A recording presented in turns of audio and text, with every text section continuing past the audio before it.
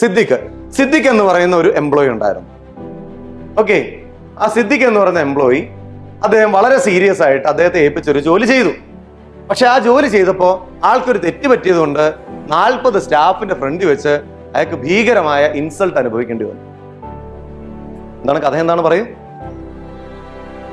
40 എംപ്ലോയീസിന്റെ ഫ്രണ്ടിൽ വെച്ച് ആള് ഒരു തെറ്റ് ചെയ്തതിന് വളരെയധികം ഇൻസൾട്ട് ചെയ്തു. ആ ഇൻസൾട്ട് പുള്ളിയുടെ മനസ്സിൽ കറയായിട്ട് കിടക്കോ ഇല്ലേ? അതാണ് അയാൾക്ക് കിട്ടിയത് ഇമോഷണൽ ഇംപ്രിന്റ് ആണ്.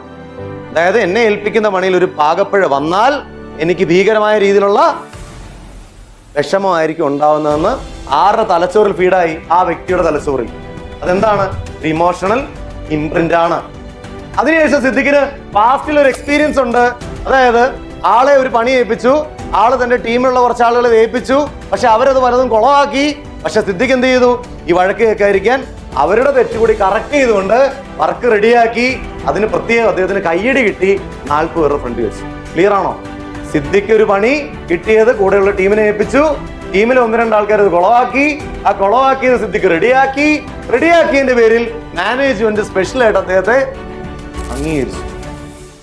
അപ്പൊ ആൾക്ക് അവിടെ കിട്ടിയത് പാസ്റ്റ് എക്സ്പീരിയൻസിൽ നിന്ന് എന്താണ്?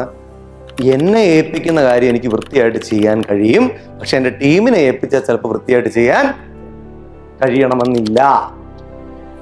അവിടെ നിന്നും അദ്ദേഹത്തിന് ഒരു വിശ്വാസം ഉണ്ടായി. എന്താണ് അദ്ദേഹത്തിന് വിശ്വാസം ഉണ്ടായത്? ഞാൻ വാല്യൂ ഉള്ള ആളാണ്, പക്ഷെ എന്റെ കൂടെയുള്ള ആൾക്കാര് വാല്യൂ ഉള്ളവരല്ല. വരത്തില്ലേ? വരുമില്ലേ? അവിടെ നിന്ന് പുള്ളി ഒരു സെൽഫ് ഐഡന്റിറ്റി അല്ലെങ്കിൽ സ്വന്തമായ ഒരു ഇമേജ് ഉണ്ടാക്കി. എല്ലാ കാര്യങ്ങളും ഞാൻ ചെയ്താലേ ശരിയാകൂ. അപ്പൊ എന്ത് സംഭവിക്കുന്നറിയോ? ചില മാനേജർമാര് അല്ലെ ചില ബോസുമാര് നമ്മൾ എന്ത് ചെയ്താലും അതിനിടയ്ക്ക് ഒന്ന് ഇടപെടും. നമ്മൾ സെയിൽസിന് പോകുമ്പോൾ അതിനിടയ്ക്ക് ഒന്ന് ഇടപെടും, അക്കൗണ്ട്സ് ചെയ്യുമ്പോൾ അതിനിടയ്ക്ക് ഒന്ന് ഇടപെടും. നമ്മളെ കൊണ്ട് സ്വസ്ഥമായിട്ടൊന്നും ചെയ്യാൻ സമ്മതിക്കുകയല്ല. ഇവരെന്തുകൊണ്ട് അങ്ങനെ ചെയ്യുന്നതെന്ന് വെച്ചാൽ നിങ്ങളോട് വൈരാഗ്യം ഉള്ളതുകൊണ്ടോ ദേഷ്യമുള്ളതുകൊണ്ടോ ചെയ്യുന്നതല്ല. അവരെവിടെയൊക്കെയോ അവർക്ക് അനുഭവിച്ച ബുദ്ധിമുട്ടുകൾ ഇനി ഉണ്ടാവാണ്ടിരിക്കാനായിട്ട് അവരൊരു മുൻകരുതൽ എടുക്കണതാണ്.